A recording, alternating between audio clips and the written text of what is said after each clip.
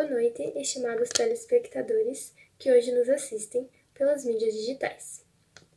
Reforçando a necessidade de mantermos nosso distanciamento social e dentro dos parâmetros definidos pelas autoridades públicas de saúde, começamos mais uma edição do nosso programa, De Frente com o Direito.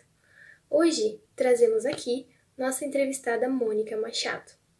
É um grande nome da atuação sindical e uma expert em direito coletivo do trabalho.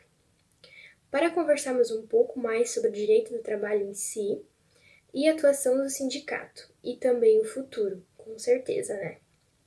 No comando da entrevista, então eu, Mayara Hartmann, e ao meu lado, para me assistir, meu colega Dimas Rolim. É uma grande honra, Mayara Hartmann, estar mais uma vez aqui presente para conversarmos sobre um assunto tão atual e que certamente será tão engrandecedor para o momento em que enfrentamos. Esperamos contribuir a todos que nos assistem hoje sobre esse tema, que ainda divide muitas opiniões, na verdade que é a atuação sindical. Boa noite, sou eu quem preciso agradecer essa incrível oportunidade de participar do programa de hoje, principalmente estando rodeado por quem irá me auxiliar também, não é mesmo? Eu agradeço enormemente esse time que está aqui hoje.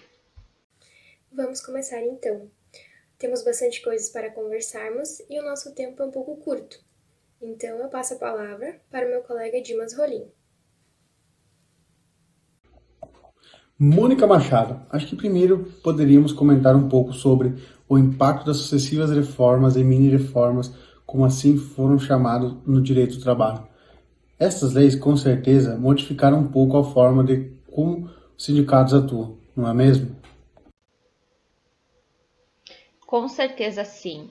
Veja bem, a atuação dos sindicatos no Brasil sempre teve dificuldades e percalços.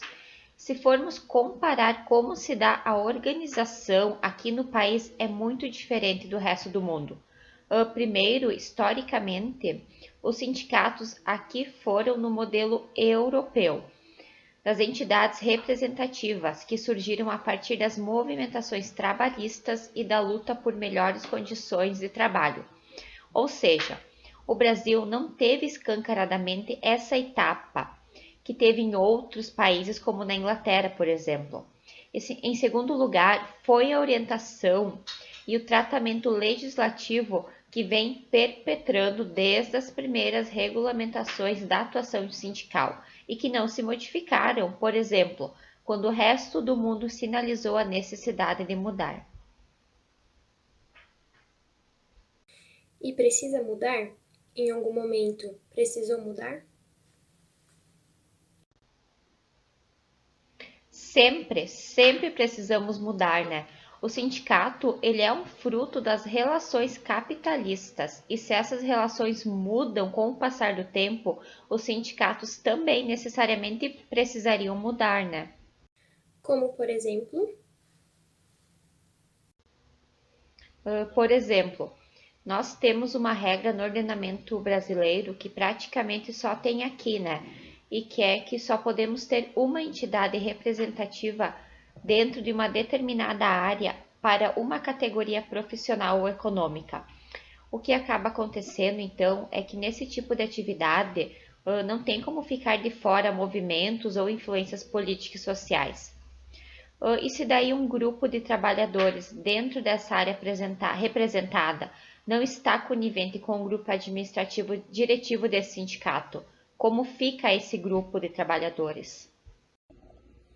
Falta legitimidade para a atuação sindical? Bem, para alguns sim, né? Porque para diferentes membros de uma categoria econômica ou profissional, eles podem entender a dimensão de seus direitos de uma forma diferente que os demais entendem, né? E isto acaba influenciando nos momentos de negociações coletivas e de debates envolvendo questões trabalhistas? O que pode-se falar sobre a negociação coletiva?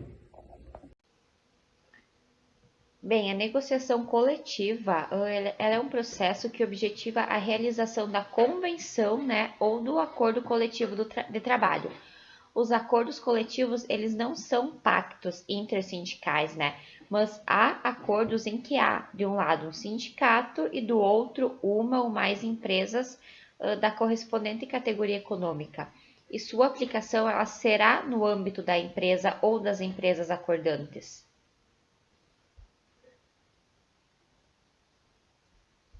Tem algum fator que facilita a distinção de negociação e convenção? A negociação é um procedimento que visa superar as divergências entre as partes, né? Enquanto aquelas são o resultado desse procedimento. Se a negociação ela for frustrada, não haverá produção da norma coletiva. Contudo, pode o sindicato ajuizar dissídio coletivo, né? Além disso, a negociação ela é obrigatória, porque ela serve para naquele momento solucionar um problema que está impedindo uma boa relação dos empregados com os seus empregadores. Digamos assim que é enquanto que a convenção e o acordo então eles são facultativos. E o Brasil? Ele faz alguma caracterização própria em relação a esse assunto? Em outros países, a convenção e o acordo são considerados a mesma coisa, né? Ao contrário aqui do Brasil. Aqui, o ponto comum entre a convenção e o acordo são as estipulações de condições de trabalho, que serão aplicadas aos contratos individuais dos trabalhadores com efeito normativo. Já a grande diferença se encontra nos sujeitos envolvidos, sendo que o acordo é feito entre uma ou mais empresas e o sindicato da categoria profissional, enquanto que a convenção ela é realizada somente entre sindicatos da categoria profissional. É importante ressaltar que essa diferenciação é feita pela legislação brasileira. Em outros países, nem sempre é feita essa distinção entre convenção e acordo coletivo. E o que prevalece? O que foi decidido em acordo ou o que foi decidido em convenção? Bem, nesses casos, sempre será aplicado a condição que é mais favorável ao trabalhador. O artigo 620 da nossa CLT, né, diz que a norma mais favorável ao empregado estabelecida em convenção prevalecerá sobre as estipuladas em acordo. Por outro lado, né, se as cláusulas do acordo forem mais favoráveis, então essas serão as aplicáveis. E no tocante a essas normas, gostaria de ouvi-la versar um pouco sobre o assunto. Bem, as normas coletivas, elas podem ser divididas em obrigacionais e normativas. O conteúdo obrigacional é constituído de matéria que envolve os sindicatos convenientes. Em contrapartida, as cláusulas normativas versam sobre matéria que atinge os representados dos sindicatos e que irá ter reflexo em seus contratos de trabalho. Como isto afeta os contratos de trabalho em geral e as relações de trabalho? Esta é uma das diferenças entre essas cláusulas. As disposições dos acordos e convenções que têm caráter obrigacional, elas obrigam, o nome mesmo já diz, elas são um direito e um dever de toda a classe que é abrangida pelos sindicatos que afirmaram. Sobre o que essas cláusulas falam? As cláusulas obrigacionais, em geral, elas falam sobre condições de trabalho, por isso que obrigam todos os membros da categoria. São sobre insalubridade, piso salarial, por exemplo, né? São assuntos que abrangem tanto os contratos que já existem no momento em que foi firmado o instrumento, quanto aqueles que sobrevierem. E as demais, as outras normas que você citou? Estas outras cláusulas, vejam bem, elas têm eficácia perante apenas aqueles membros que estejam de fato vinculados à entidade representativa. Aí falariam sobre contribuição federativa. E como é que aquelas outras cláusulas podem atingir até mesmo aqueles que não tenham se filiado a algum sindicato e que estão ali apenas negociando os termos das condições e dos acordos. Olha, isto parte principalmente de um entendimento, né, que é tanto doutrinário como jurisprudencial, que atribui ao sindicato, digamos assim, um monopólio sobre os interesses da categoria.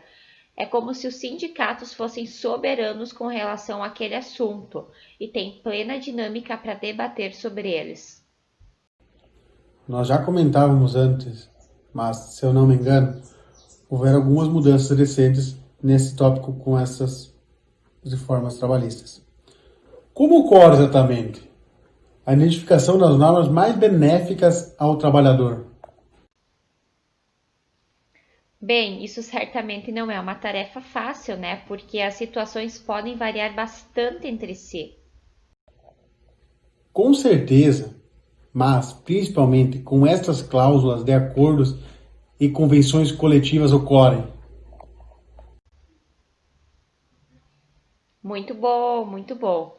Em 2017, nós tivemos uma alteração na CLT quanto à interpretação e à aplicação das normas em acordos e convenções, né?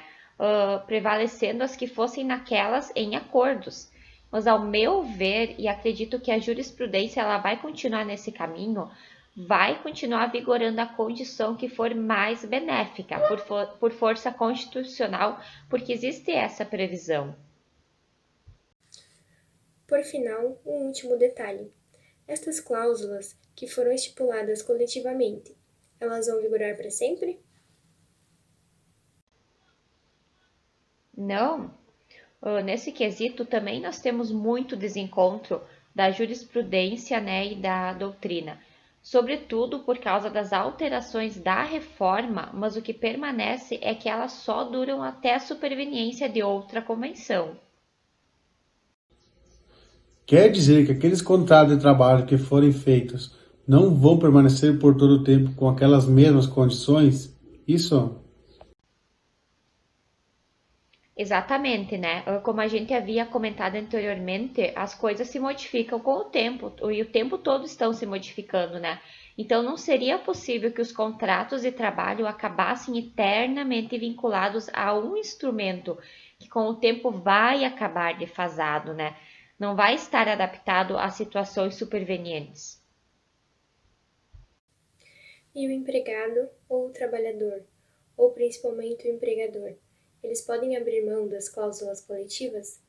E como se sentar com o empregador e estipular outras normas contratuais? Não se for em condições mais benéficas, né? Uma cláusula coletiva, ela só pode ser derrogada por outra estipulação coletiva, com assistência dos sindicatos. E alguma outra colocação importante antes de fecharmos nossa entrevista? Bem, só para finalizar, então, só reforçar, né, a importância dos sindicatos na busca dos direitos dos trabalhadores, né? E mesmo até quando um trabalhador tem dúvida ou sentem-se lesados em seus direitos, né? Procurando o sindicato ao qual o trabalhador é filiado, ele vai receber orientação, vai saber como exigir o cumprimento dos seus direitos, né? Então é de enorme importância os sindicatos hoje, né? Bom, agradeço então sua participação no programa de hoje, nossa entrevistada Mônica Machado. Só tenho a falar que foi uma experiência sensacional. Esperamos que você participe outras vezes aqui com nós para falarmos mais um pouco sobre esse assunto. Bom, nosso programa fica por aqui hoje então. Agradeço a companhia de todos os telespectadores. Fiquem de olho na nossa programação e até o próximo encontro. Até mais!